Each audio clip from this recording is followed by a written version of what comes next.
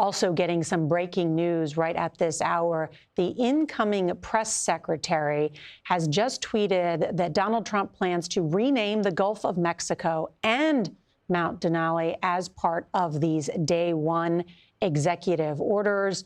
Going to rename whatever the Gulf of Mexico to the Gulf of America.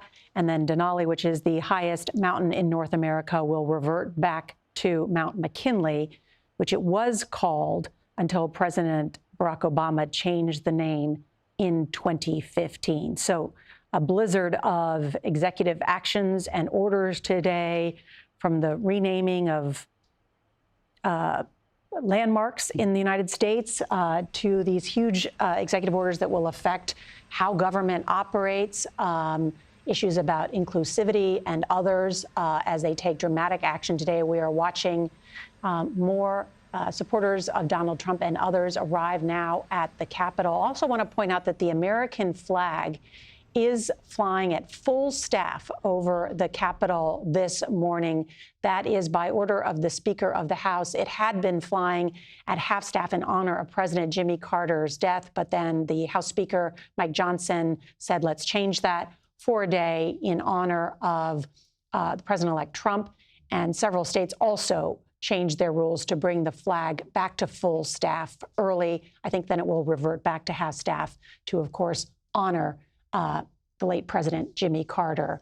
Robert? You see members of the possible incoming cabinet for President-elect Trump. The nominee for Attorney General, Pam Bondi, standing there over to the right. Scott Bessent for the Treasury Department. Senator Marco Rubio there in the center of the frame, the nominee for Secretary of State.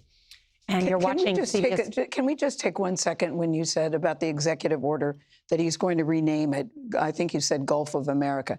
Can he do that historically, John? What does that mean? I mean, we say that like that's something that we've heard before or has been done before.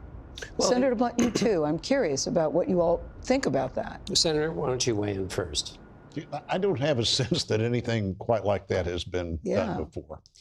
It's been the Gulf of Mexico since the exploration times, I believe, and we'll see. You know, our Mexican friends are our good friends, and we ought to be thoughtful about that. They're our #1 biggest trading partner, and we have this long border with both Mexico and Canada that's unique. They may be more concerned about designating the cartels as terrorist organizations, which is going to create an immediate rift with that government. I think Ed O'Keefe is waving his hand to say that he knows the answer.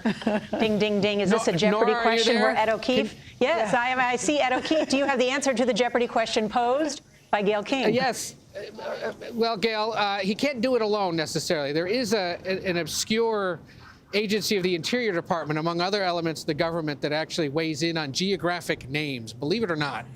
And it draws on people from all sorts of departments across the government, and they can rename things like rivers and mountains and bays and whatnot. But also remember, when it comes to the Gulf of Mexico, that's going to require international acknowledgement. And Mexico has already said they want nothing to do with this. In fact, the Mexican president a few weeks ago suggested, well, if he wants to rename the bay, we should probably rename the continent back to what it once was, which was Mexico America, before the Louisiana Purchase and California became part of the United States. So you can see where things may be headed here when it comes to things like that, versus the other more significant policy changes that he's hoping to make with those executive orders throughout the day.